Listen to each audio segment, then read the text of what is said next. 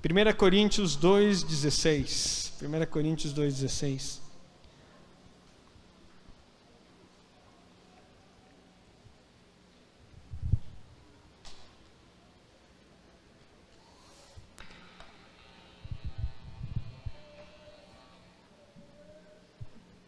Diz assim a palavra do Senhor: porque quem conheceu a mente do Senhor para que o possa instruí-lo?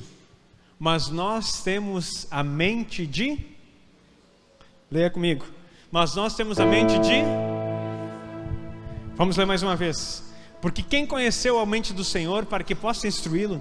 Mas nós temos a mente de... Está muito fraco para quem tem a mente de Cristo. Nós temos a mente de... Queridos, sabe por que é difícil de dizer? Porque muitas vezes nós não entendemos a mente que temos.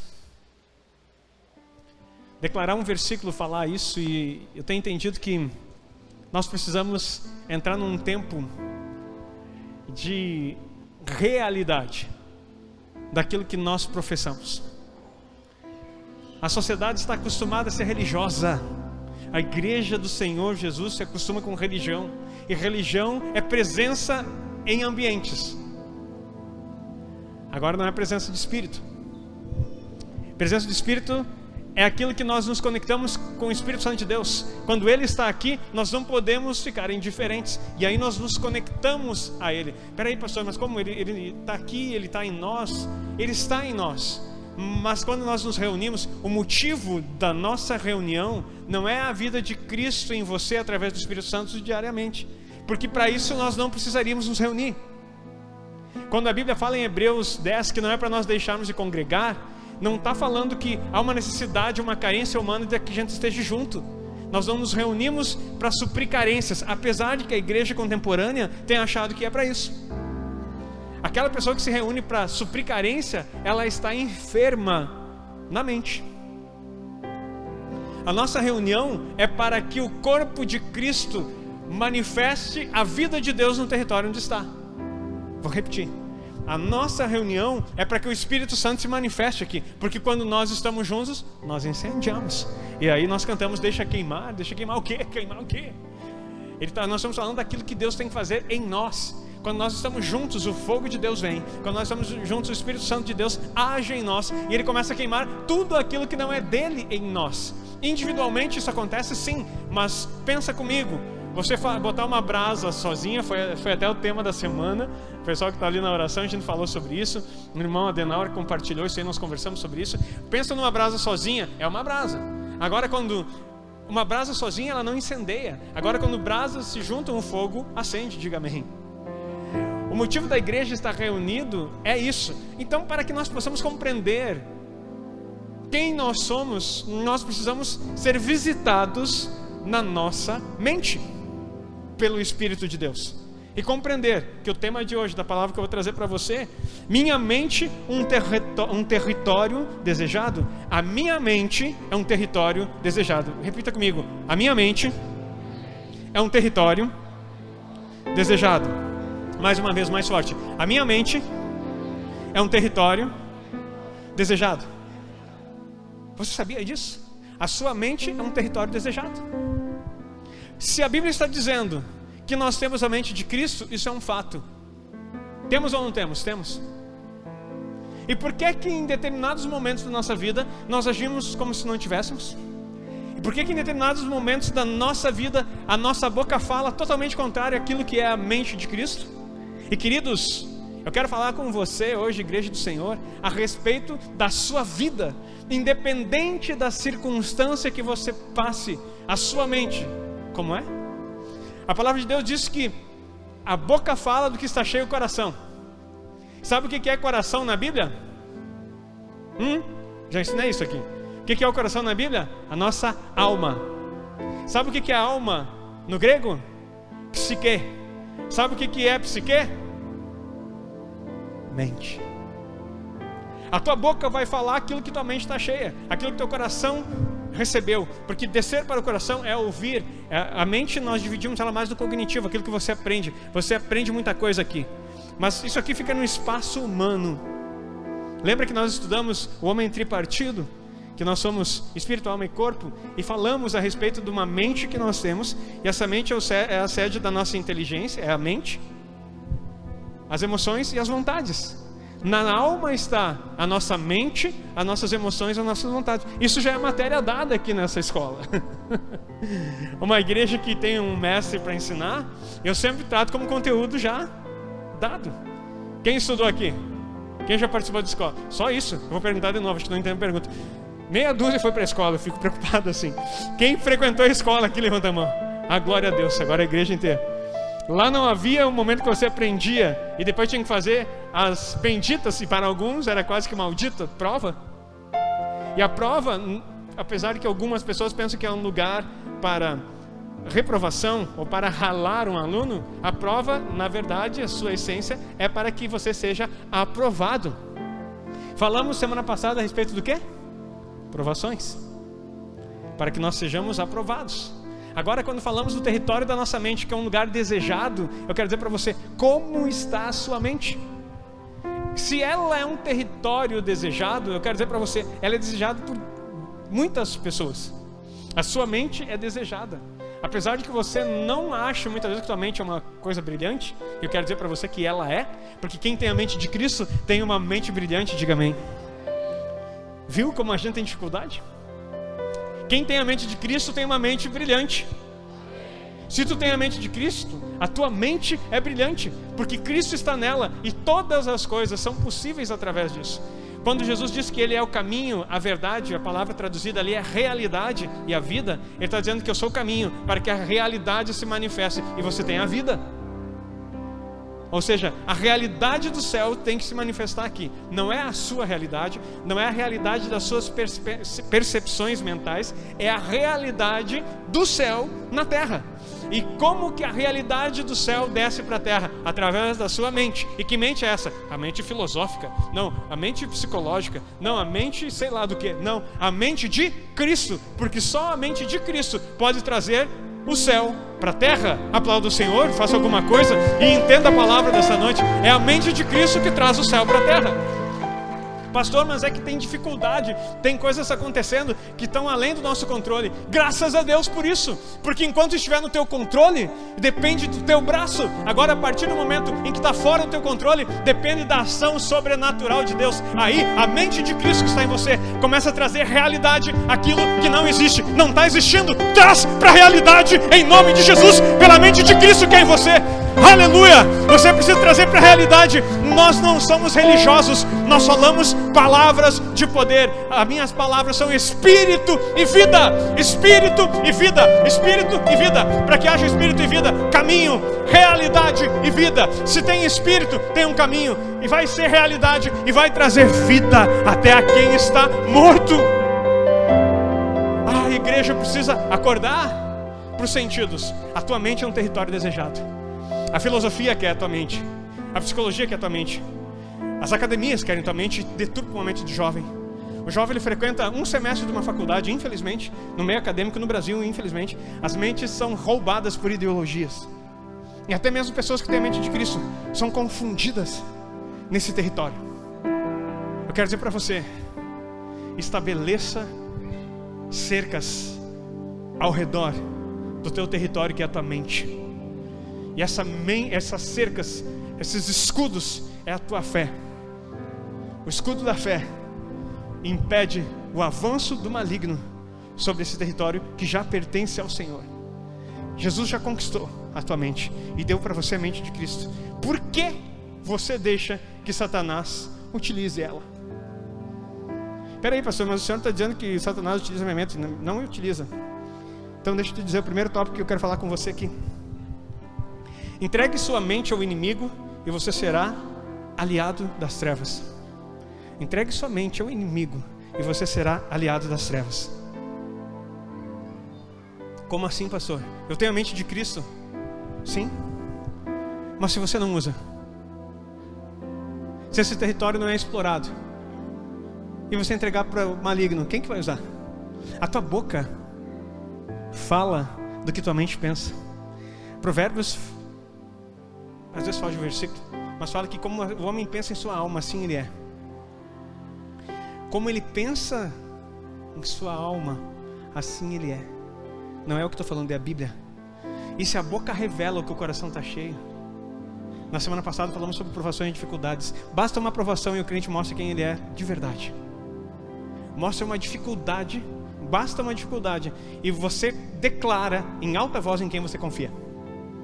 Aí tem crente que gosta, né, rodopiar. Eu sou, não nasci no meio pentecostal, mas graças a Deus fui alcançado pelo Pentecoste do Senhor. Fui batizado com o Espírito Santo, um batista tradicional. Ser batizado pelo Espírito Santo é um mistério, mas aconteceu. E no momento em que esse Espírito Santo entrou na minha vida, eu entendi que o batismo dele não era apenas para mim falar em línguas, que é uma coisa muito importante, edifica o meu espírito. Porque parece que pessoas que pensam que o batismo do Espírito Santo é para você falar em língua. Para que falar em língua, se isso não redunda em nada para o reino de Deus? Dito que o próprio apóstolo ensinando diz que quem fala em línguas edifica o seu próprio espírito. Ah, mas espera aí. Então o batismo do Espírito Santo não é para mim edificar a igreja, é para mim me edificar.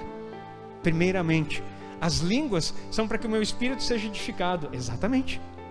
Então quando você fala em línguas, nós começamos aí os atalaias da oração. Quero parabenizar cada irmão da igreja que entrou nesse desafio. Desafio não, nessa prática de vida, porque não vai parar, de orar todos os dias 6:30 da manhã. E nós começamos, é um tempo curtinho, mas talvez você nunca na tua vida tinha orado em línguas, né? Mas 10 minutos primeiro da oração é em línguas. Sabe por quê? Porque ele mata a tua carne. Aquele que ora em espírito, a mente fica infrutífera. A tua mente, o território que você quer dominar e que todo mundo quer ter, fica infrutífera. Sabe por quê? Porque você em mistérios fala ao Senhor. E sabe daí quem é que está agindo no momento que você está orando em línguas estranhas, sozinha lá no teu quarto no momento da oração? A mente de Cristo. E aí sabe o que começa a acontecer? O Espírito Santo conectando com você através das línguas, e começa a gerar no teu espírito coisas que a tua mente humana não consegue fazer, mas que a mente de Cristo está pronta para te entregar. Então não empreste a sua mente a Satanás, porque se você emprestar a tua mente ao maligno, entregue sua mente ao inimigo e você será aliado das trevas. Você vai ser aliado das trevas. Tem crente cheio de Espírito, batizado com o Espírito Santo, que empresta sua mente para o maligno. Sabe por quê? Deixa eu ler aqui algumas coisas que eu anotei. Nossa mente é formatada e as informações que agregamos podem mudar radicalmente nossa maneira de pensar e repercutir na nossa maneira de agir. Entendeu? Vou repetir. Nossa mente é formatada e as informações que agregamos podem mudar radicalmente a nossa maneira de pensar e repercutir na nossa maneira de agir. Como você pensa, você age. Se eu começar a botar medo na tua mente, medo. Pega uma criança, não faça isso, é uma expressão. Não é para pegar coisa nenhuma, está repreendido em nome de Jesus. Mas pega uma criança e começa a dizer para ele: não vai no escuro que ali tem um bicho. Não vai no escuro que ali tem não sei o que lá. Não vai no escuro. E a maioria de pais e avós, já vi isso, fazem isso. Não vai ali fora que tem um velho do saco. Aqui no Rio Grande do Sul, não sei você que veio aí em outro lugar do Brasil, aqui tem um velho do saco, né? Não sei se ele é nacionalmente reconhecido, né, na sua profissão, mas aqui no sul o velho do saco ele funciona, né? E daí eu já vi uma, não sai na rua que tem o velho do saco. E daí no Natal todo mundo espera o velho do saco, né? Não tem coisa que eu não consigo compreender. Fecha o parênteses. Mas então assim, o demônio assusta as crianças. No Natal ele vem receber crédito, tá bom? Fecha o parênteses aqui. Então cria esse medo do velho do saco para ver o que está acontecendo. Começa a dizer para a criança não ir no escuro. Daqui um dia ela vai ter um medo congelante, paralisador, porque alguém, um infeliz de um adulto, e é infeliz mesmo, um desgraçado, sem graça, de um adulto, diz para uma criança que o escuro tem problema. E esses medos começam a vir. E sabe o que opera nas trevas? Satanás opera nas trevas. Só que quando você tem a mente de Cristo e você é a luz do mundo, não existem trevas, porque seja no escuro, seja na claridade, seja no meio-dia, seja na meia-noite, você é a luz do mundo. Não tem trevas que possam te cercar. É isso que tu tem que ensinar para a criança, que mesmo que ele não consiga ver nada no escuro, ele é a luz que ilumina a escuridão e dissipa toda a treva, aquelas invisíveis. Não há maligno que se levanta na vida de uma criança que tem Jesus. Isso é o que nós precisamos ensinar. E não colocar medos. Mas se você começa a traumatizar uma criança pelas vivências que ela está tendo, E começa a dizer, olha o medo, colocar medo nisso aí. Não faz. Tem pais que tem um detalhe assim, eu acho... Eu sou de uma época diferente, eu tenho 43 anos. A gente que criava ali para fora, não tinha celular, não tinha internet. A TV tinha um canal, quando muito pegava 2, e vivia saindo fora do ar. Então a TV era uma coisa que era supérflua naquela época. Agora a gente saía de dia para brincar no pátio, para correr, subir em árvore. Eu subia em eucaliptos, querido. Eucalipto, aquele sininho assim, 6, 7, 8 metros de altura. Eu subia até quando eu começava a vergar. E na hora de brincar de pega-pega, acho que minha mãe depois descobriu, mas nem sonhava. Na hora de brincar de pega-pega, ninguém me alcançava. Porque eu subia e ficava lá em cima, até ele ficava balançando assim. E depois, meu pai era marceneiro, eu descobri que ele tinha um óleo queimado que sobrava de umas máquinas. E tinha uns caras que estavam ficando bom. Olha o que eu fazia. Eu pegava um tubinho que vinha uns catalisadores de massa plástica. Quem trabalhou nessa parte de chapeamento sabe que vem uns tubinhos assim que tu pinga um catalisador para apurar a massa plástica. E aqueles tubinhos ficavam vazios, eu enchia de óleo queimado e botava no bolso. Daí na hora de correr de pega-pega, eu subia lá em cima e derramava no tronco assim. Ninguém subia. Porque não tinha como conseguir. Ficava liso. E até os que eram melhor que eu, assim, eu consegui me alcançar. Meu filho não pode escutar isso. Então não está aí, né? Glória a Deus. Então tá bom. Mas isso não é maldade.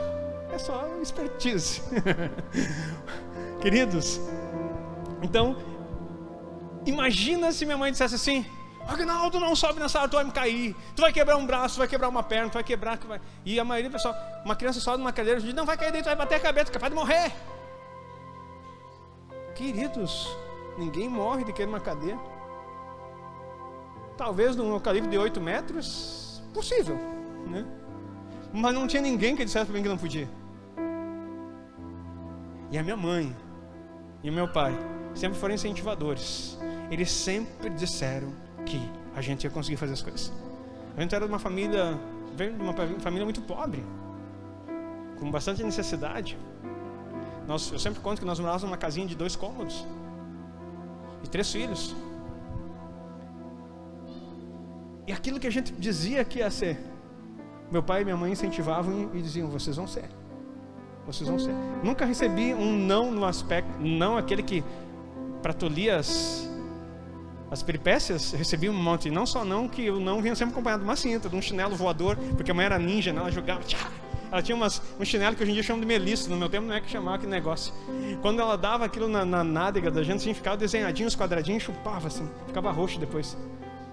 E se tu fugia, eu não sei como é que ela fazia isso, mas tu corria uns 10 metros assim, ela acertava nas costas, acertava na bunda. Então assim, não tinha como fugir, né? E assim, nesse sentido ela sempre corrigiu. Meu pai também, meu pai só pegava cinta. Eu lembro do som do armário abrindo, a porta rangia e o barulho da cinta que ele puxava assim. Acho que ele fazia com esse efeito especial só para dar um pavor na gente. A gente aquela cinta chegava a bater quando ele puxava assim, daí ele sabia, já era, prepara. A cinta era o nível 3, né, da arte. Eu apanhei bastante, e graças a Deus estou aqui, homem feito. E assim, mas em outras questões, quando eu disse que queria tocar ser músico, meu pai fez de tudo para comprar um violão para mim. Eu tinha 8 anos quando eu comecei a querer aprender violão. Só que eu fui procurar um adulto que era músico da igreja. E tem pessoas que estão no nosso território que eles querem roubar os talentos e as coisas que estão na nossa mente. Eu vou até ler essa frase para você. Cuidado com quem você anda. Há pessoas que eles querem roubar aquilo que Deus colocou na sua mente.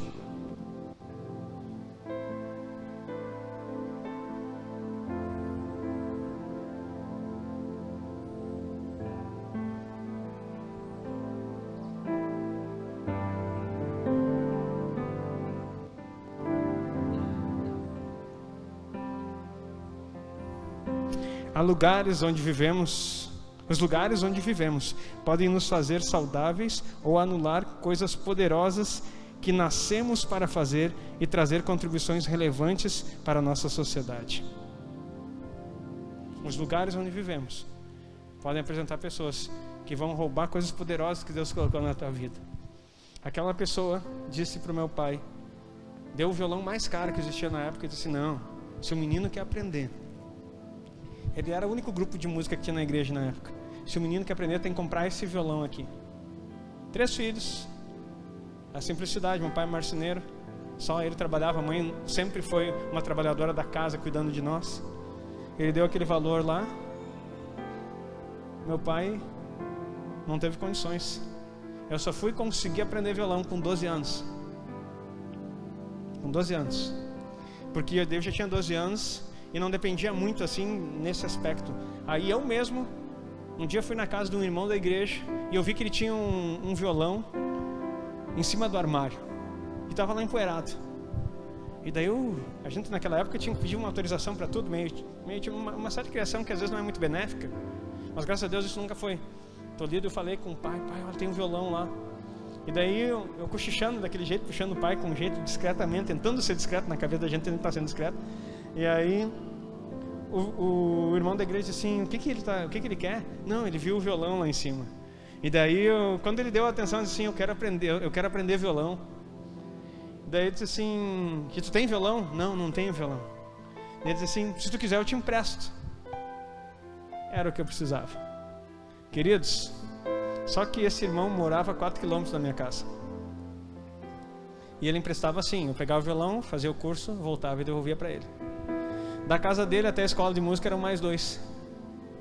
Então com 12 anos, eu saía de casa, ia até a casa do irmão, pegava o violão emprestado, ia até o centro, fazia aula lá perto da, quem conhece Santo Ângelo, perto da catedral lá, tinha uma escola de música, eu fazia aula lá. Voltava, pegava o violão, devolvia pro irmão, ia para casa sem violão para treinar durante a semana. Meu pai teve condições de pagar 4 aulas para mim, porque o curso de violão era caro. Eu fiz 4 aulas de violão e foi tudo isso que eu estudei até eu entrar na faculdade e fazer música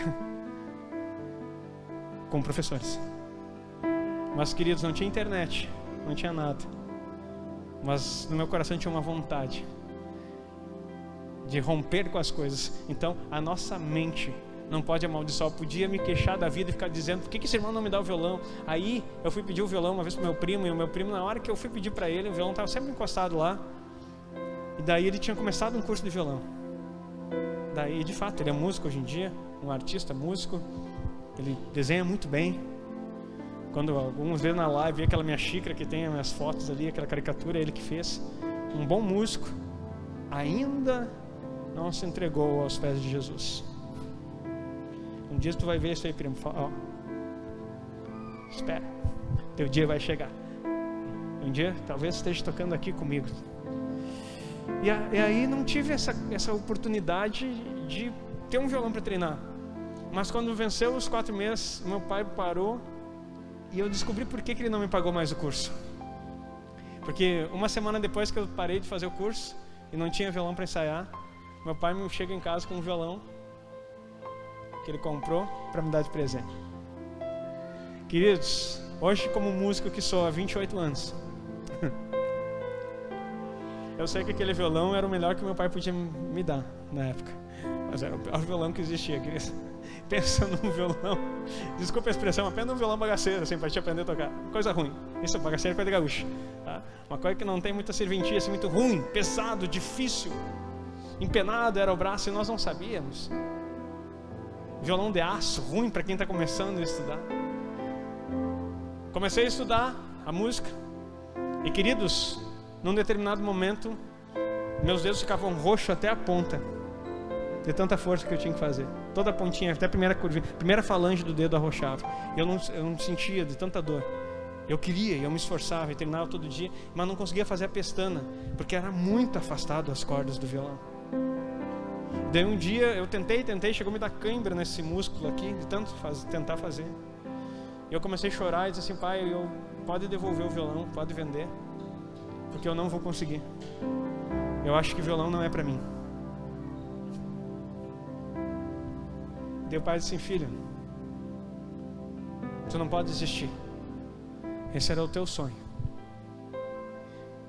E se tu tem um sonho, meu filho, e se tu treinar, tu vai conseguir fazer. Não tem o que a gente não consiga fazer. Eu quero dizer, o pai se esforçou para te dar esse violão, porque o pai sabe que tu vai conseguir. E daí vinha minha mãe, né? E queridos, talvez você não saiba, mas antes de eu ser pastor, Eu trabalhei 14 anos, exatamente 14 anos, como professor de música lá em Santo Ângelo. Tive cerca de 5.000 alunos. Inclusive, essa semana, o Adriano, não sei se o Adriano está no culto aqui, encontrou um deles.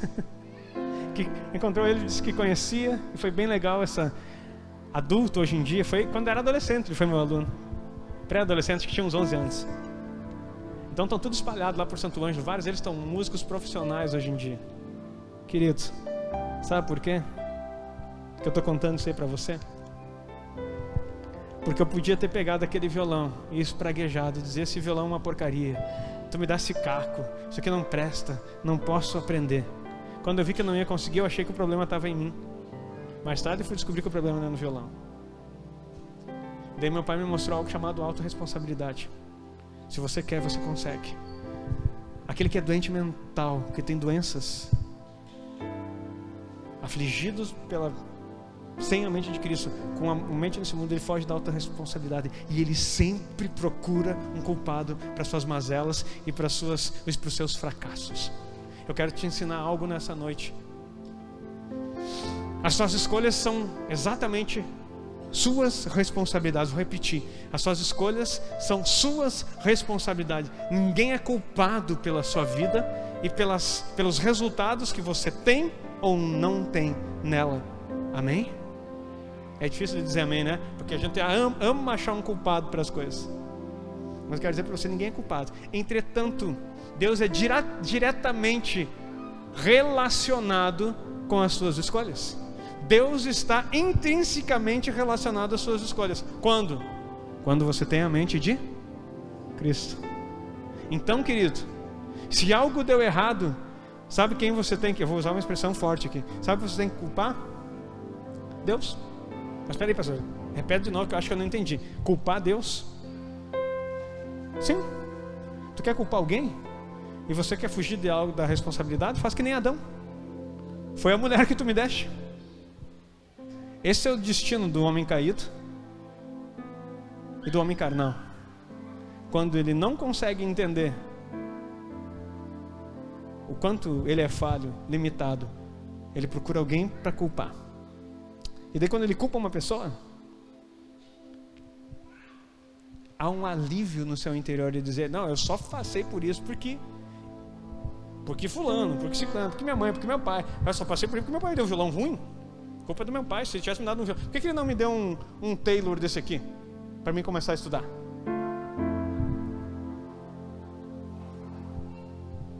Um dos melhores violões que tem. Taylor e Martin. Vou ter um Martin um dia em nome de Jesus. Por que? Para sustentar? Não. Tu vê o som que é diferente, meu querido. Pega o meu tonantezinho que eu tinha e tocar um louvor aqui, tocar com um desse aqui. Ah, meu filho, muda. Esse violão aí tu faz um dó maior, parece que o céu se abre. Não precisa nem ser muito bom músico, só saber meia dúzia de nota. Mas agora eu fiz o melhor com o que eu tinha. E eu lembro que um dia que eu consegui negociar, tem um violão muito bom chamado de George, fazendo propaganda grátis aí pro pessoal, que é um violão clássico. E eu me lembro que uma vez eu estava dando aula em Catuípe e um aluno queria pagar o curso. E ele tinha 2 violões que ele tinha ganhado, um do padrinho, uma madrinha, e tinha um clássico que ele é quadrado atrás, mais difícil de tocar, é para músico já profissional. E ele perguntou se eu não queria aquele violão. E aí eu disse assim: quero comprar esse violão. Aí tinha um outro aluno que queria comprar o meu tonante, que ele só tinha dinheiro para comprar o tonante. Eu liguei pro pai: eu tinha a data escrito no violão assim numa partezinha de trás, que se chama tróculo, mas não adianta muito eu dizer no tróculo do violão, tu não vai saber o que é isso. Então na partezinha ali no tróculo estava escrito 27/9/91, o dia que eu ganhei o violão do meu pai. E aí eu disse: pai, tu me deu aquele violão e ele tem muito significado para a minha vida, porque foi o primeiro violão que tu me deu. Mas eu quero saber contigo, eu tenho a oportunidade de fazer um negócio aqui, pegar um violão bem melhor, e vou usar esse para ajudar a pagar. O que tu acha? Eu disse: filho, sabe aquele negócio de sentimento, de ter aquela gratidão assim, vende. E eu vendi e peguei um violão melhor. Infelizmente, mais tarde, entraram na minha casa, lá em Santo Ângelo, roubaram meu violão e uma guitarra Fender que eu tinha. Mas Deus é um Deus de restituição. E queridos, a tua mente vai fazer com que você prospere ou não. Amém? Então não empreste tua mente para o maligno, querido. Você tem a mente de Cristo e Ele usa a tua boca. Sabe o que acontece aqui? A gente profetiza. E eu estou dando uma introdução aqui. Nós vamos começar a falar sobre algo profético, sobre escola profética, sobre ministério profético, sobre comunidade profética. Nós temos que aprender. Nós queremos tantos dons e nós queremos profecia, mas Deus não pode usar alguém no profético que sua boca é maldizente. Deus não manifesta o profético com boca maldizente. Aquele que amaldiçoa os filhos, aquele que é desbocado, aquele que xinga, aquele que perde a paciência com o irmão, aquele que por qualquer situação, ou por seja qual a situação adversa que for, ele não tem papas na língua, ele fala o que quer, ele fala o que entende, não importa se ofende ou não ofende. Em vez de ele clamar a Deus, ele reclama aos homens. O murmurador fica prostrado no deserto. Já preguei sobre isso. Entretanto, nós precisamos abrir a nossa boca com voz profética. Olha o que nós cantamos hoje aqui. Você leu as letras que você estava cantando? E aí nós declaramos: em meio às tempestades não temerei, confiarei, mesmo em meio às lutas, a minha vida vou viver todos os dias para te amar, e mesmo em tribulações encontro forças para lutar. A minha fé firmada está no que a Bíblia diz para mim: eu sou mais que vencedor. A gente fala isso, tá? Querido, eu fui milico, eu fui militar um bom tempo, fui do Pelopes, e fui do Pelopes por escolha. E o Pelopes era complicadinho, porque tu vivia em treinamento. Só que não existe soldado forjado para batalha que não passe por dificuldade. Eu saí do básico, entrei no curso de cabo, depois do cabo fui pro Pelopes, ralando o tempo inteiro. É fuzil cruzado para lá, mochila 30 kg nas costas, capacete, aço e fibra. Hoje em dia não existe mais isso, mas no meu tempo a coisa era mais ou menos assim. E aquela corridinha michuruca, que não dá nem para cansar, de 12 km, 3 vezes por semana. Um capitão da companhia PQD. E daí quando eu estava quase morrendo, quase saindo sangue da garganta já, ele dizia: calma, Aguinaldo, puxa aquela canção. E Deus saía em forma. Queridos, eu quero dizer para você, cantar, seja em qualquer situação. Eu estufava o peito e cantava uma canção de PQD que ele gostava. A gente daí ele gritava na frente: abre a passada que eu quero correr. E eu e cantava. Ele era um baita de um homem. Cada coxa dele acho que dava 2 minhas hoje. Naquela época era um baita guri de 53 quilos, né? 55 quilos. Metade disso, mais ou menos. Queridos, e não tem soldado forjado com carinho. A tua mãe é uma bênção, mas ela não te faz um guerreiro, não te faz um militar. Ela ia te dar café na cama, ia arrumar tua cama, ia ilustrar teu coturno, ia lavar tua roupinha, ia passar a roupa para ti, e ainda dar um beijinho para ti. E se tu estivesse na guarita, ela ia lá na madrugada ver se estava tudo bem, levar um lanchinho. Acabou. Que soldado é esse? Só que o interessante é que nós queremos que as pessoas nos tratem assim, e não nos acostumamos com os intempéries da vida, e não sabemos bater no peito e dizer: minha culpa, minha escolha, eu decidi fazer isso, agora eu sou homem para arcar com as consequências, eu sou homem para criar o meu filho, eu sou homem para criar minha filha, eu sou mulher para levar adiante, mesmo sem homem, a vida dos meus filhos. Eu vou continuar firme em Deus, porque eu tenho um Cristo que habita em mim, e Ele me dá sua mente com criatividade e possibilidades inúmeras de prosperar e de fazer as coisas superabundar ao meu redor. Queridos, a coisa não está fácil nesse momento, não está fácil para ninguém. Eu fico olhando na nossa realidade aqui. Sabe por que os homens blasfemam? Nós estudamos Apocalipse aqui. A tribulação vai ser um tempo de arrependimento. A grande tribulação vai ser um tempo de arrependimento, para que os homens se voltem para Deus e se arrependam e olhem para si. Isso nós merecemos, é nossa culpa. Mas sabe o que acontece? É que o ser humano não vai se arrepender, vai continuar culpando a Deus. Eu fico olhando, nós passamos agora por uma seca muito terrível. Nossa cidade é uma cidade agrícola. Muito dinheiro vai deixar de circular nessa cidade e deixar de ser ganho. Culpa de quem? Por que não culpa o que não mandou chuva? Mas o pior é que tem uns que culpam e blasfemam contra Deus, falando mal do que não aconteceu. Por que não aconteceu? Agora, se nós temos uma boca profética, e já aconteceu, eu já vi acontecer, a gente orar. Só que daí a gente lembra dos profetas só na crise ou na bonança. Já vi chover num terreno e no outro não. Já vi chover num terreno, numa lavoura choveu e no outro não. Aconteceu isso. Eu já vi isso. Uma lavoura no lado ter abundância e outro passar por uma escassez. Sabe por quê?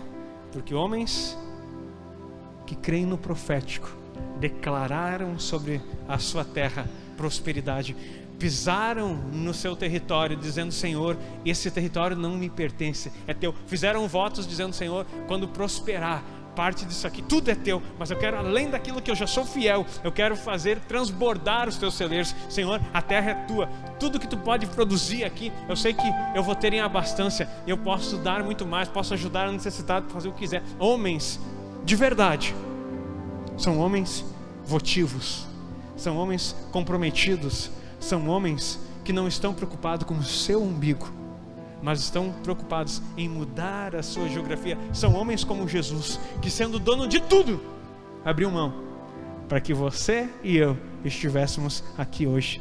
Porque se ele não tivesse abrido a mão da sua glória e ter se feito pobre para que nós pudéssemos enriquecer da vida de Deus, nenhum de nós estaríamos aqui hoje.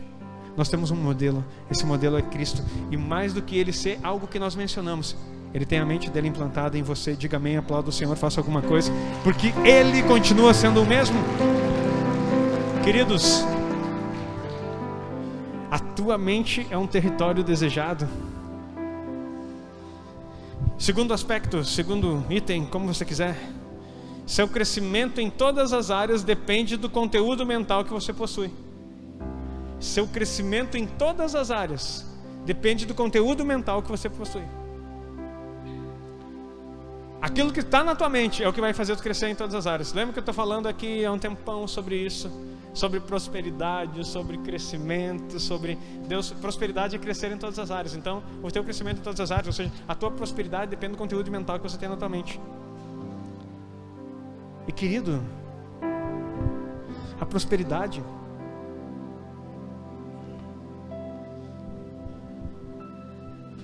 ela é pautada por princípios, mas não é produzida por você, nem pelas tuas possibilidades. A prosperidade ela é pautada por princípios e não é produzida por você. Ela é o favor de Deus sobre tua vida. E tu vai dizer: pastor, mas e quando ela não vem?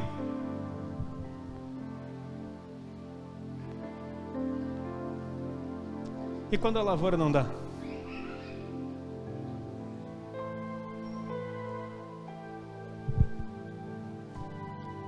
E quando um cantor, uma cantora, como Ludmilla, morre de câncer? Eu não vi uma vez essa mulher praguejar, falar mal, falar alguma coisa. Eu vi ela no palco, às vezes sem força, cantando, porque tudo afetou na vida dela, menos a voz. E ela continuava cantando e pensa em cantar, aquela mulher. Uma grande contribuição na visão celular no modelo dos 12. A maioria das músicas que a gente usa até hoje, coisa que ela fez. Uma mulher cheia de Deus. e sua boca só tinha uma expressão: louvor. O conteúdo da sua mente define a tua prosperidade. O que está na tua mente? Eu quero dizer para você: virão vozes o tempo todo. Quem já recebeu uma promessa de prosperidade aqui, levanta a mão. Que bom, porque se tu não levantasse eu ia dizer que tu é mentiroso, porque faz quase um ano que eu estou profetizando na tua vida e dizendo que Deus vai prosperar essa igreja, vai prosperar esse território, vai prosperar essa geografia, e Ele vai fazer, porque o nosso Deus não muda, Ele não se arrepende, Ele não está preocupado com a circunstância, Ele é Deus. E se tu recebeu essa palavra, agora deixa eu te dizer, quem já ouviu palavras dizendo que vai quebrar, não vai dar certo, tu vai morrer, vai desistir, agora eu quero ver o teu futuro? Quem já recebeu essas palavras? Levanta a mão.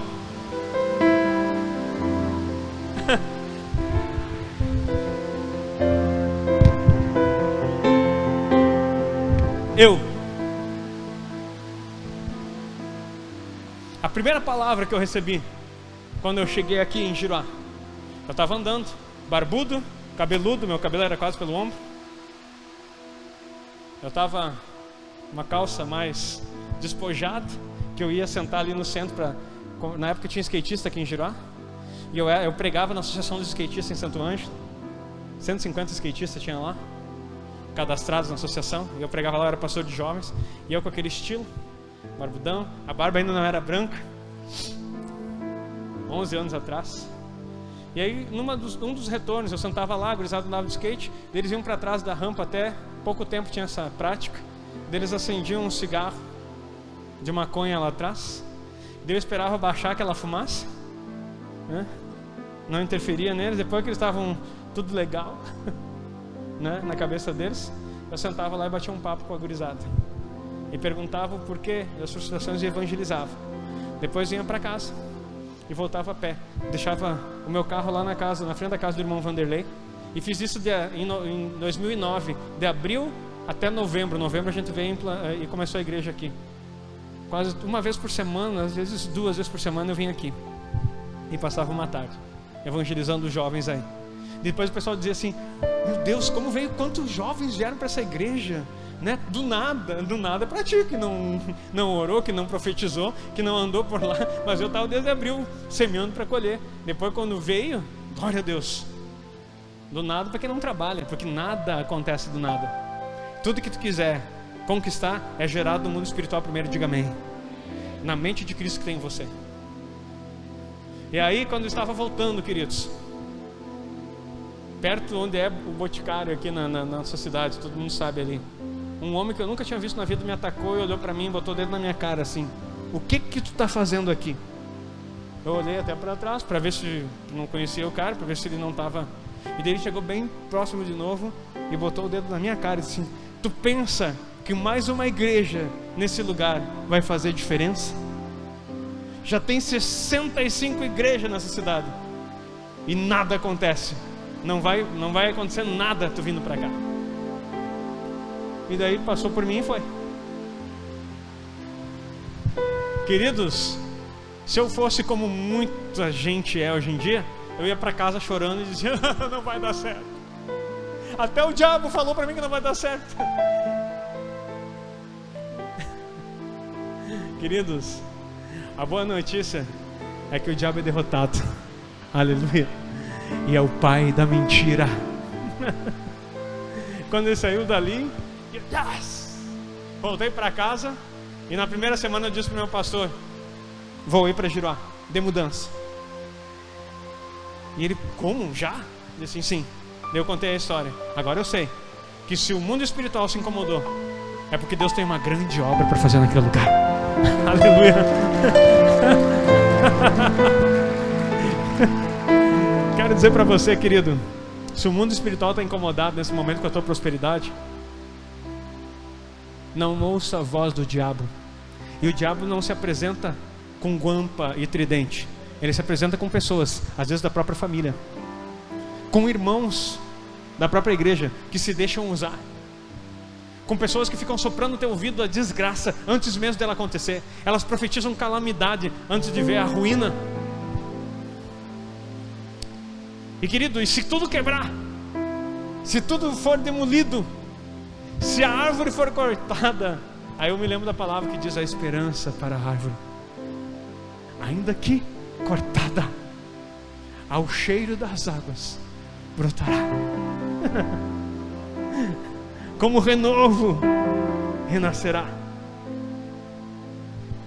Seus frutos permanecerão. Eu quero dizer para você, querido, não tem dificuldade que o nosso Deus não possa nos dar força para enfrentar. A tua mente é a sede do avivamento nesse território, é a sede da construção. A tua mente é o lugar aonde Deus sopra, e se você reproduz o que Ele diz, o que Ele fala, e não o que o mundo está soprando, não o que o diabo está dizendo. Eu não estou nem aí para o que o diabo está dizendo. Agora eu tenho uma palavra do Senhor, eu tenho uma palavra do Senhor, e se Ele disse que vai fazer, eu espero nele, somente nele. É Ele quem dá o destino da minha vida. Foi Ele que não me desamparou desde o momento em que eu pisei nesse lugar. Gente, olha para isso, olha para você. Se Ele diz, Ele cumpre, Ele faz, e Ele vai continuar sendo o mesmo Deus. A tua mente precisa ser um local aonde as ideias do céu possam ser implantadas e frutificar. A depressão e a ansiedade têm ocupado uma parcela grande da população. A cada 4 pessoas, estima-se que 3 delas estão desenvolvendo algum tipo de ansiedade. Estatísticas. Aí tem um transtorno tem muitas pessoas doentes, pessoas bipolares, pessoas com... Descobri mais uma aqui, histriônica. Pessoa histriônica, olha só a característica. É um transtorno de personalidade. Utiliza sua aparência física e age de maneira indevidamente sedutora ou provocante para chamar a atenção dos outros. Tem gente assim na igreja, queridos.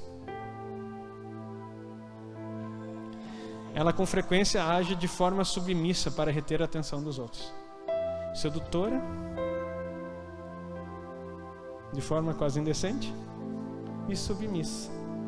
Parece que é uma pessoa, ela é disponível para tudo.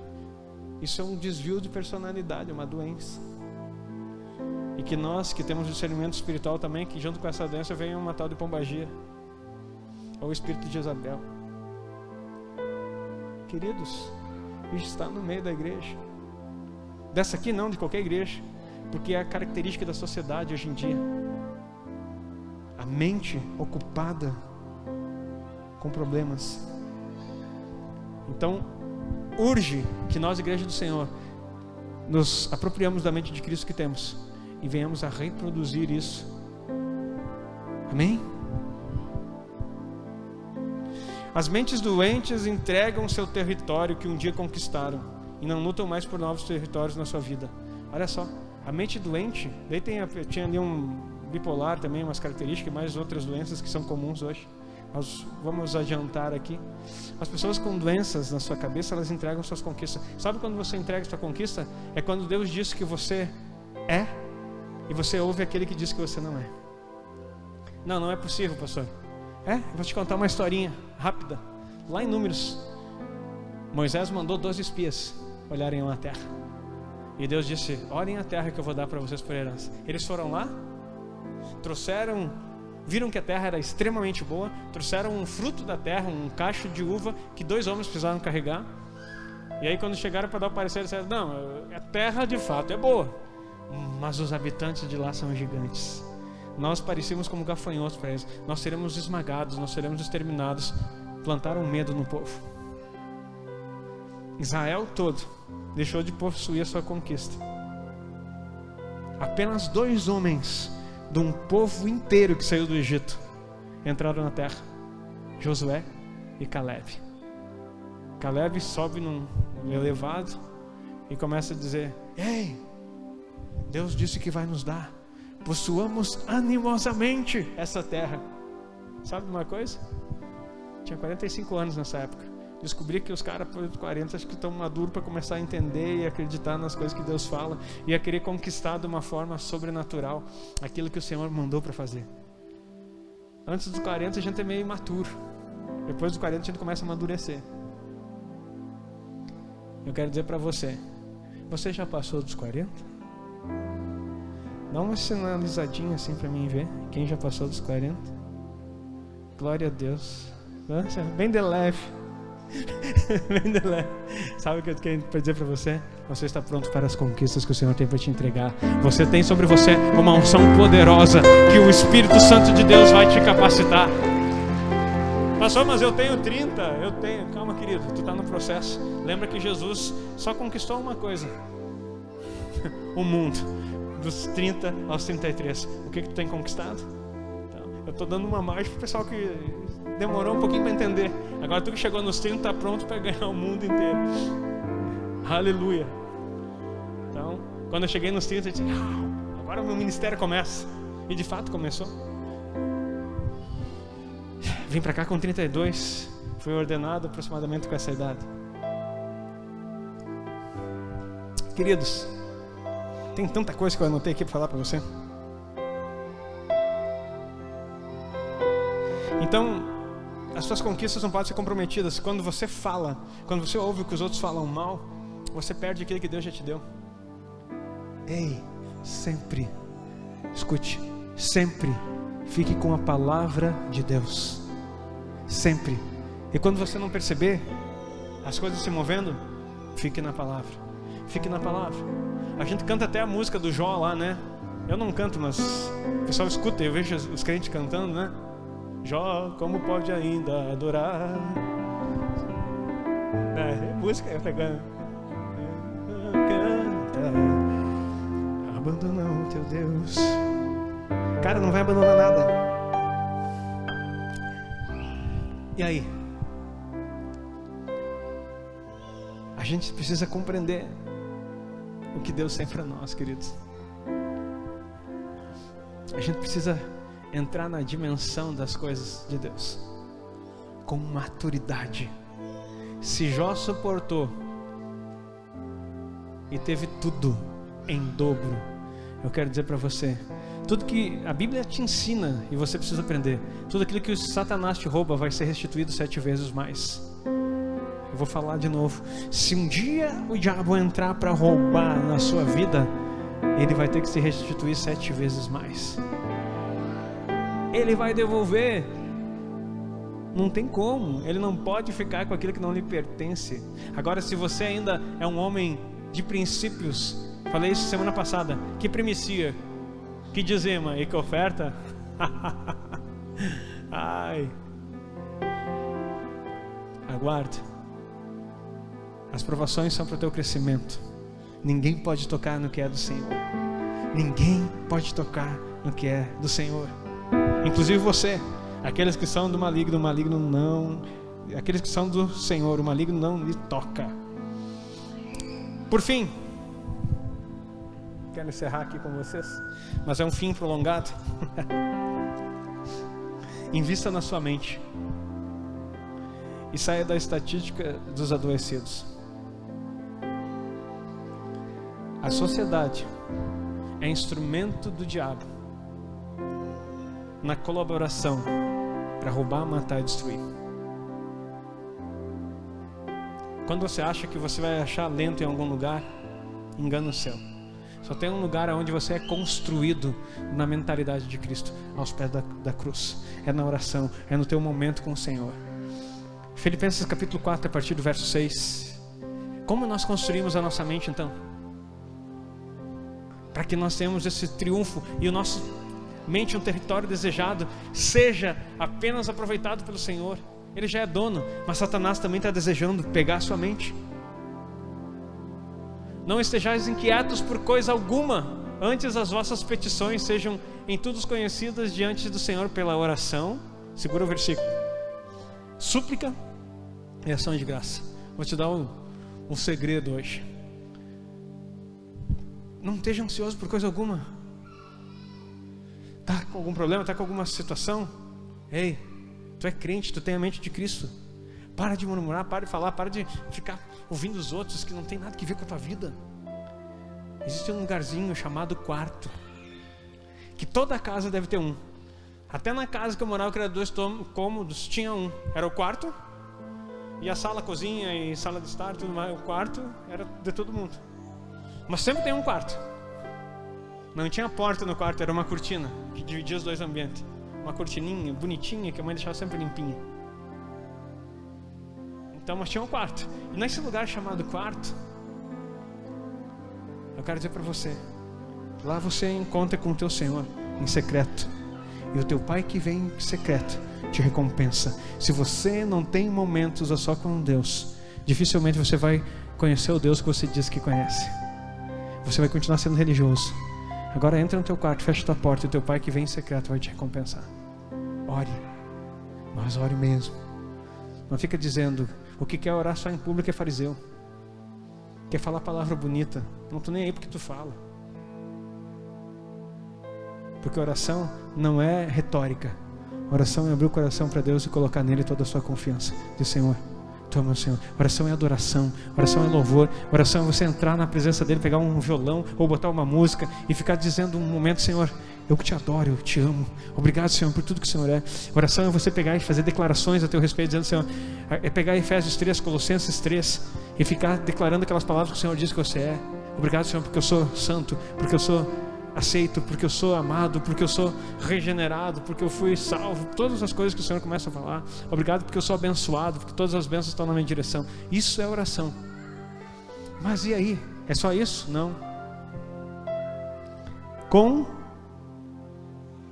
Conhecidas todas as suas... Não, é no mesmo versículo, pode deixar lá. Olha só. Diante de Deus pela oração e pela Você está lendo a mesma Bíblia que eu aqui? Está projetando ali, projetando ali. Então abre a boca, crente. Pela oração e pela... O que é súplica? Sabe o que acontece? O povo é tão orgulhoso nesse tempo atual que ele não sabe suplicar. Sabe o que é súplica? É humilhação. Súplica é se humilhar. Tem gente que é tão orgulhosa que ele tem a capacidade de dizer, tu sabe com quem tu está falando? Tu sabe quem eu sou? E é capaz de dizer para eles, tu não sabe que eu sou filho do rei? Falando com o próprio rei, de tão orgulhoso que é. Sabe o que acontece? Na hora da dificuldade, a oração mostra a tua intimidade e a confiança que você tem no Pai. A súplica é a forma que tu age na direção dele para conseguir aquilo que você precisa. Salmo 142, coloca para nós aí. Depois nós voltamos para esse texto. Salmo 142. Quer aprender? Salmos são livros de cânticos de súplica. Com a minha voz clamei ao Senhor, com minha voz supliquei ao Senhor. Pode colocar. Derramei a minha queixa perante a sua face e expus-lhe a minha angústia. Para nesse versículo. Derramei a minha queixa para quem? Para quem que ele derramou a queixa? Para o Senhor. Não é no WhatsApp, não é no Facebook, não é para o irmão da igreja, não é para o pastor, não é para o crente lá da esquina, não é para o profetinho, para o profetão, para o meio profeta. Para quem que tu derrama a tua queixa? Derramei a minha queixa perante a sua face, expus a minha... Está angustiado? Para quem que tem que ir? Não adianta se deprimir, meu querido. O terapeuta não vai conseguir te curar se você não estiver desejoso de uma mudança. Tem gente que resiste até mesmo a isso. Não estou falando com isso que a terapia não ajuda, ajuda. Mas desde que você não use isso como muleta para continuar na mesma situação da sua vida. Expus a minha angústia. Está angustiado? Chora para Deus. Chora. Está injustiçado? Está achando que está difícil? Fala para ele, próximo versículo. Quando o meu espírito estava angustiado em mim, então conheceste a minha vereda, o meu caminho, o caminho em que eu andava. Esconderam-me um laço. Pode colocar. Olhei para a minha direita e vi, mas não havia quem me conhecesse. Refúgio me faltou, ninguém cuidou da minha alma. A ti, Senhor, clamei. Eu disse, Tu és o meu refúgio, a minha porção na terra dos viventes. Atende o meu clamor, porque estou muito abatido. Livra-me dos meus perseguidores, porque são mais fortes do que eu. Próximo. Tira a minha alma da prisão, para que louve o teu nome. Ele não conseguiu nem louvar, querido. Para que eu louve o teu nome. Os justos me rodearão, pois me fizeste bem. Encerra aí. Súplica. Mas daí é mais fácil chamar o irmão, chamar o outro, se queixar para todo mundo. E se queixa para um, pede a opinião do outro, se queixa para outro. Agora o último a saber da tua necessidade é Deus. Sabe quando Ele vai resolver? Nunca.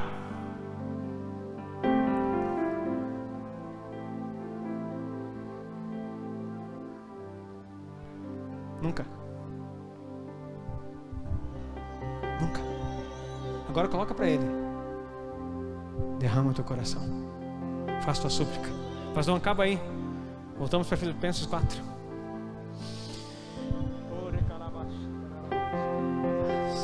Com ação de graças.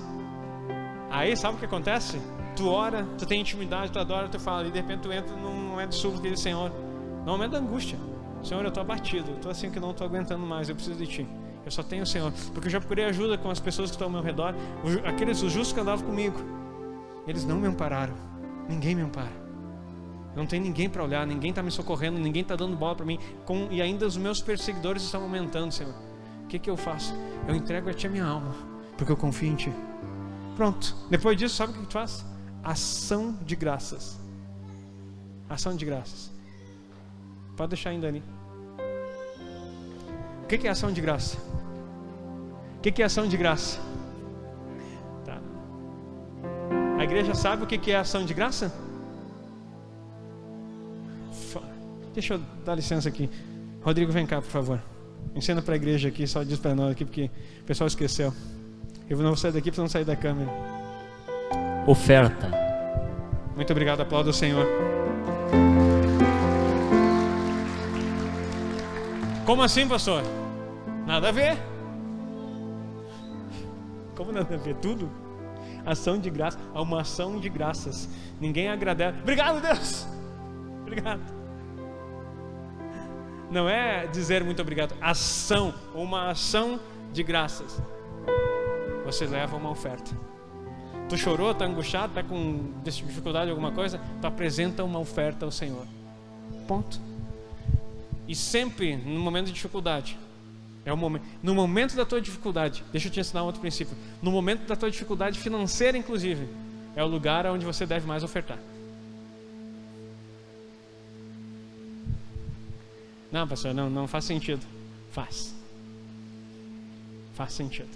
No momento da tua dificuldade financeira, é o momento em que você deve mais ofertar. Ação de graça é disparar o contrário daquilo que a situação está querendo imprimir no teu visual.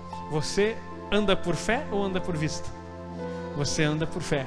Então você visualiza no mundo espiritual a resolução daquilo que você precisa. E sabe o que você faz? Você bombardeia os céus com ações de graça.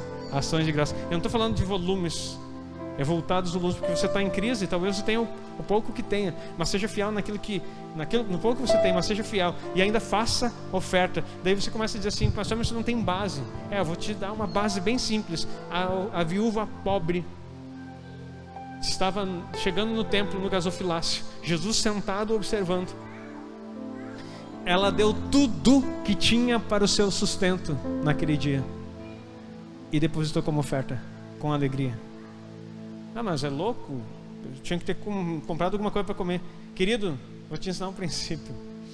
Quando o que você tem não paga o que você deve, entrega, porque tu não vai resolver mesmo. Se o que você tem não paga o que você deve, pode entregar. Porque o que tu vai fazer? Ou tu confia, ou tu não confia. Deus, e agora eu vou te dizer uma coisa: faz uma oferta assim e diz para Ele: Senhor, só tenho a Ti. e espere pacientemente. Esperei com paciência no Senhor, e Ele inclinou seus ouvidos para mim e ouviu o meu clamor. Se não me engano, Salmo 51. Pode colocar o próximo versículo. Depois que tu fizer isso, querido, sabe o que acontece? Isso aqui eu estou te ensinando, né? Invista na sua mente. Investir na mente é isso aqui. Não é leitura, não é mais uma faculdade, mais um pós-graduação, querido, pelo amor de Deus. A tua mente é de Cristo. Invista na sua mente. E a paz de Deus, quer dizer que depois de tudo isso, eu estou atribulado, então eu vou orar, eu vou suplicar e vou ofertar. E a paz de Deus, que excede o entendimento, que tu não consegue compreender,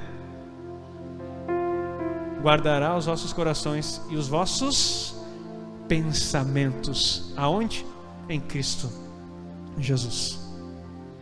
Queridos, se essa porção de pessoas que está aqui nessa igreja fizesse isso,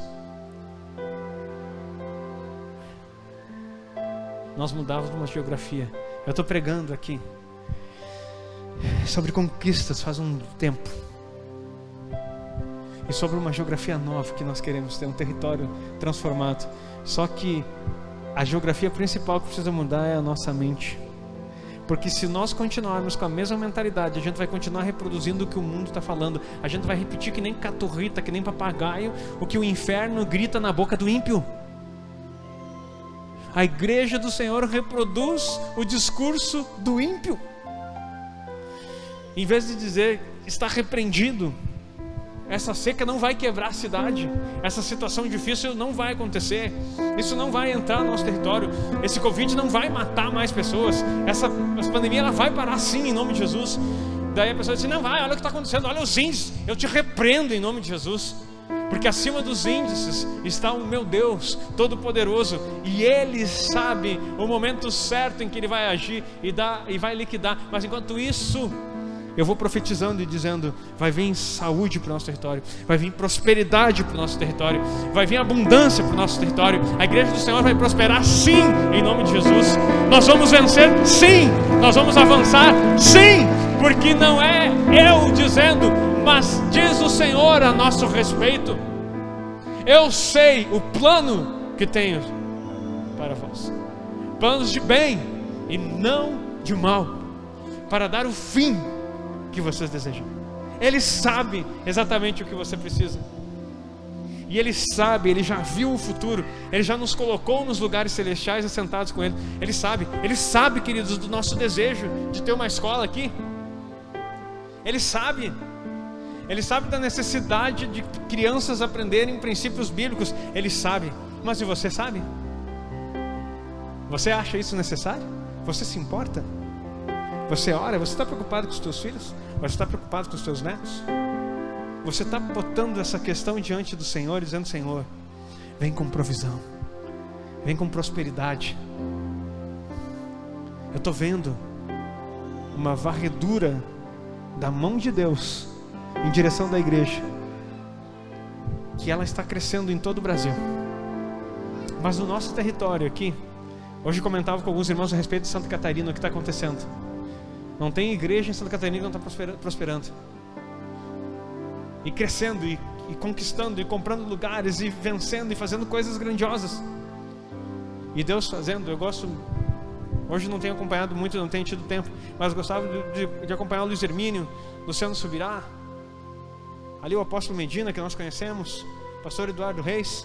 Prosperidade, prosperidade.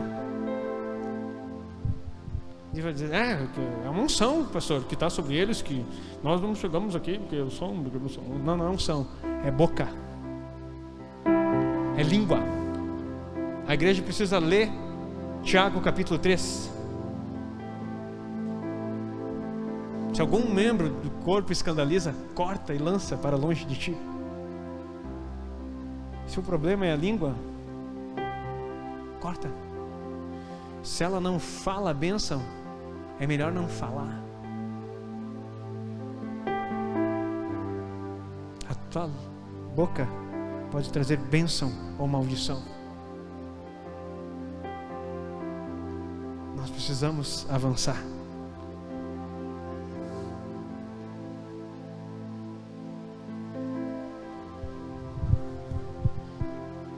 guardará o vosso coração e os vossos pensamentos em Cristo Jesus. Olha lá o próximo 8. Quanto ao mais, irmãos, agora que a receita: tudo que é verdadeiro, tudo que é honesto, tudo que é justo, tudo que é puro, tudo que é amável, tudo que é de boa fama, se há alguma virtude e se há algum louvor, nisso pensai. Ou outra versão vai dizer: seja isso que ocupe o vosso pensamento. Quer ocupar tua mente? Coisas boas, amáveis, de boa fama. Tudo que essa lista que está aí no verso 8 de Filipenses 4. E querido, isso aqui é um preceito diretivo para a igreja nessa noite. Chega em casa, imprime esse verso, coloca na geladeira, coloca no espelho do banheiro, coloca em tudo que é lugar e começa a dizer: Senhor, tu acorda de manhã, está preocupado? Vai orar. Está angustiado? Vai suplicar. Depois canta os louvores, ações de graça, traga uma oferta, abençoe alguma coisa, faça alguma coisa para alguém, se preocupe com os outros, não só contigo. O que está acontecendo? Será que alguém não está tendo necessidade também ao teu redor? Ou é só você? Aí, olhe essas questões, oferte ao Senhor, confie no Senhor. E aí o que acontece? Faça essa lista de coisas e comece a pensar em coisas boas. Comece a pensar no que Deus já fez. Esses tempos cantei um cântico do cantor cristão aqui que dizia: quantas bênçãos, quantas são recebidas da divina mão, uma a uma, dize-as de uma vez, e hás de ver surpreso o quanto Deus já fez. Agora está tendo um saldo negativo em relação ao que você está vivendo? Querido, George Miller, um dos notáveis homens de Deus na oração, com 50 mil orações respondidas, 50 mil orações respondidas, ele tinha um diário de oração. Eu te dou essa ideia. Nós que estamos orando agora de manhã, faça um diário de oração, faça os pedidos, e os pedidos, as súplicas que você fizer, coloca lá. E quando você receber, vai contabilizando. Sabe por quê? Porque na hora que o diabo vai dizer que você não pode, que você não recebe, que Deus esqueceu de você, você tem prova palpável. Para Deus, não. Para o diabo, ele sabe, ele é mentiroso. Mas para você mesmo, você tem um memorial de dizer: não, Senhor, obrigado pela tua fidelidade. São mais as tuas bênçãos do que as minhas dificuldades. São mais as coisas que o Senhor me deu do que aquilo que hoje estou perdendo. Senhor, são mais bênçãos que o Senhor derrama sobre mim a cada dia. Senhor, eu estou vivo aqui para desfrutar. Eu tenho meu esposo, eu tenho minha esposa, eu tenho minha filha, eu tenho meu filho, eu tenho pessoas ao meu redor, eu tenho uma família que me ama, eu tenho uma igreja que me ama, eu tenho um pastor que cuida de mim, eu tenho apóstolos que estão na nossa cobertura, tem pessoas que se relacionam comigo, eu tenho amigos que são verdadeiros amigos, tenho amigos mais chegados que irmãos. Senhor, tudo que eu preciso, o Senhor já me deu. Pai, o que está passando agora vai passar. A dificuldade agora vai passar. Agora, querido, se tu não tem família, se tua família está brigada, se está tudo em desavença, aí eu vou dizer para você está com problema. Se você não tem um pastor sobre a tua vida, você está com problema. Se você não tem um irmão que você possa confiar, aí sim você está com problema. Se você está brigando com tua esposa todo dia, um pé de guerra dentro de casa, você está com problema. Se os teus filhos estão perdidos nas drogas, estão com doenças, alguma coisa diferente, ou eles não te amam, ou não te reconhecem, ou não estão com você, aí você está com problema. Agora, fora isso, você tem bênção sobre bênção, dádivas sobre dádivas. Pastor, e esses problemas que o Senhor mencionou? Bem simples. Cristo sempre vai ser a solução para todo e qualquer problema. Vinde a mim, todos que estão cansados e sobrecarregados, e eu vos aliviarei. Tomai sobre vós o meu jugo e aprendei de mim, que sou manso e humilde de coração, e encontrareis descanso para as vossas almas. Cabeça fresca, tudo nele, e você só recebe. Para que tu quer carregar uma coisa que ele já disse que está pronto para carregar para você? Fica tomando o fardo que ele já carregou, queridão. entrega. Só Ele tem vida para te dar. Pedro diz: para onde iremos nós, se só Tu tens palavra de vida eterna? Próximo. O que também aprendestes e Agora Paulo fala uma coisa que eu estava lendo isso aqui: Senhor, dá-me graça, Senhor. Dá-me graça, porque eu olhei assim, que ousadia desse homem. Senhor, me faz assim. Eu quero ser esse homem assim que nem Paulo, para poder dizer dessa forma, com essa ousadia, dessa natureza que ele fala. Olha o que ele diz: o que também aprendeste e recebestes e ouvistes e vistes em mim, isso fazei. Uau! E o Deus de paz será convosco. E daí, enquanto eu dizia assim: Deus, aleluiado por essa passagem, Senhor, faz assim. Daí o Espírito Santo, como sempre, aquela voz suave, enquanto tu medita na palavra, falou como que sussurrando ao meu ouvido, não audível, mas eu senti no meu espírito. Ele disse assim: isso não tem nada a ver com Paulo. Isso não tem nada a ver com Paulo. É minha vida nele. E essa vida que está nele está em você também. Eu quero dizer para você, e não está só em mim, está em você também. Está em você também. Está em você, está em você, está em você, está em todos nós.